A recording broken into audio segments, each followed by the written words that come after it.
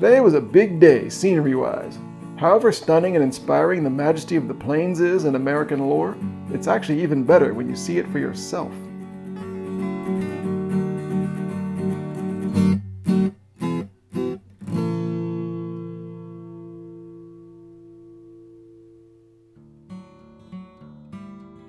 Morning at 6:30 a.m. in Chickasaw National Recreation Area was welcoming as soon as we opened our eyes to the Oklahoma sky.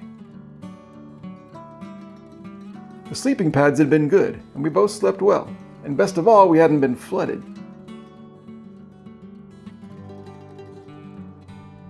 Most everyone else was still asleep as we made breakfast, and then we headed down the hill to see what Lake of the Arbuckles is like when it's just waking up.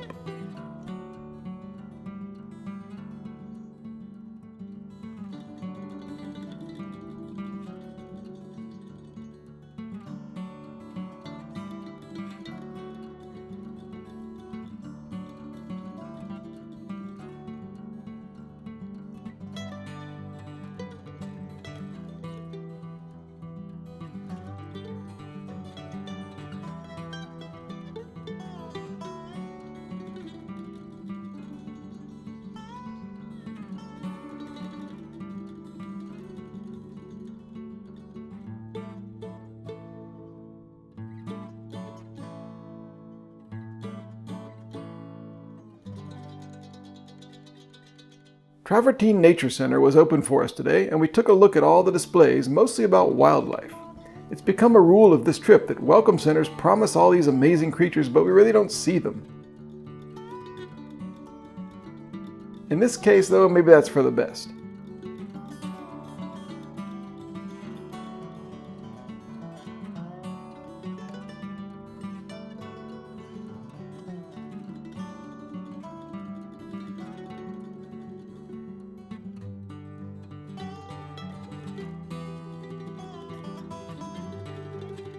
We drove to so-called Little Niagara nearby on Travertine Creek, and then heeded the ever-present call of the road. We're heading further west into and then out of Oklahoma. We thought about crashing Jonathan and Cheyenne's wedding, but who has the time? This morning, Oklahoma didn't seem to be able to decide if it wanted to be oil fields or farms, so it did a little bit of both, and the drive was fantastic.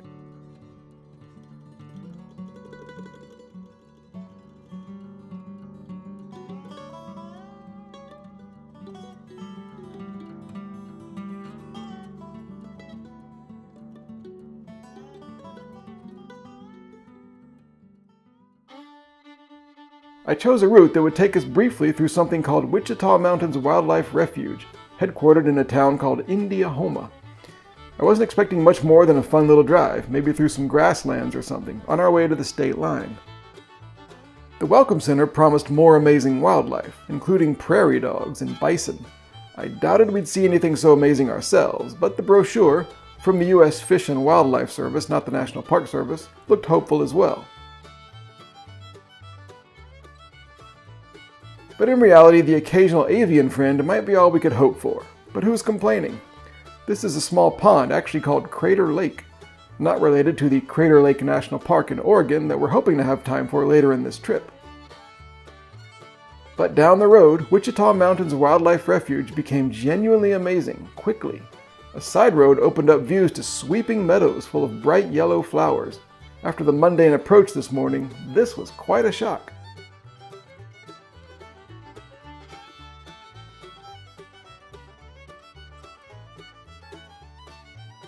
We found a place for a picnic, blood sugar an excellent 83, thank you Oklahoma, and drove around the wildlife refuge some more, stopping frequently to admire the stunning foliage.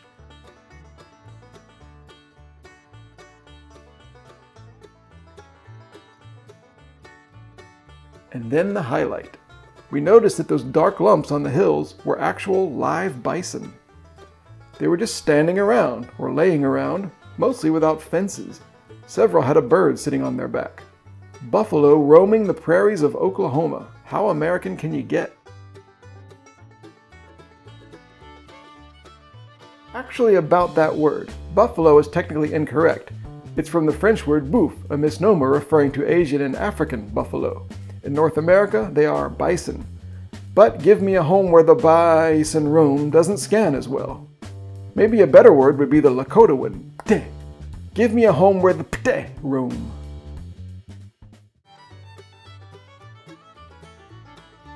Energized by being so close to these legendary creatures, we continued on, and over another hill came the next highlight, Prairie Dog Town. We were promised prairie dogs, and that's what we got. To be honest, and I'm serious about this, I assumed that these were little models stuck in the ground as a tourist site. I mean, it is called Prairie Dog Town, but then they started to move.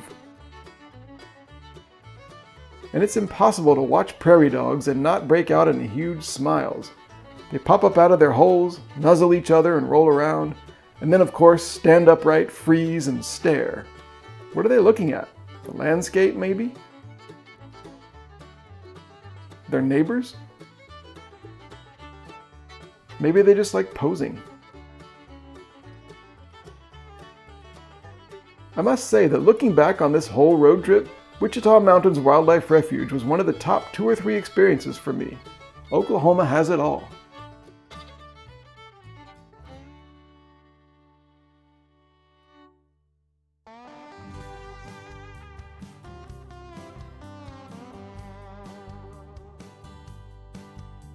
Something else Oklahoma has is space. Later we came upon these trucks hauling what I thought were huge airplane wings, but which are actually blades for wind turbines. You can't do this just anywhere.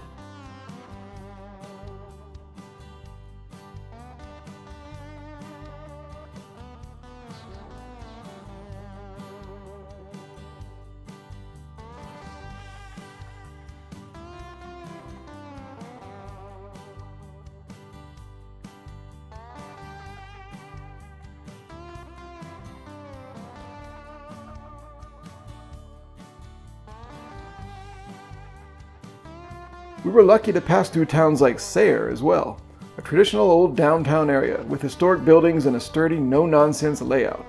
Route 66 used to pass through here too.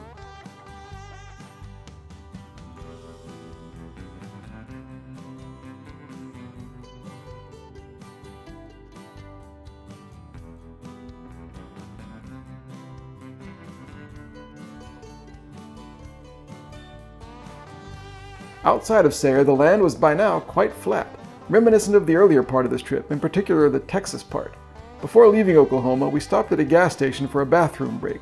I always buy something to justify this, and tried to select a beer for dinner tonight. The clerk saw me and recommended one that she liked, a red tomato flavored beer or something I'd never heard of, so I bought it. A little bit further down the road, we passed the 100th meridian west. And you know what that means? The Texas Panhandle.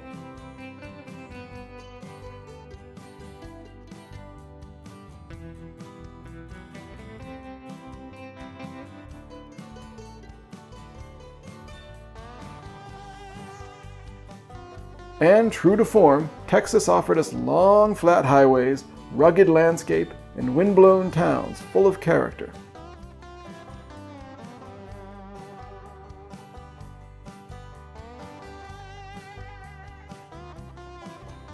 We ended up in the city of Dumas with a population of about 15,000. Strong winds were blowing around our days in, and we found a place called The Burger for dinner. The beer, unfortunately, turned out to be like a thick V8 with alcohol and had like 100 million grams of carbs in it. Not wanting to chance the insulin shot, I poured the beer down the drain. And the gas station across the street in Dumas wouldn't sell me a beer because it was Sunday, something which I'll never understand about America. At least the burger and the tater tots were tasty. Oklahoma was one of the trip's best surprises, and the wildlife, both flora and fauna, we encountered was second to none other. Still buzzing with excitement, we fell asleep in the quiet Texas Panhandle, bellies full of Dumas food, and heads full of visions of exotic American animals and the yellow flowers.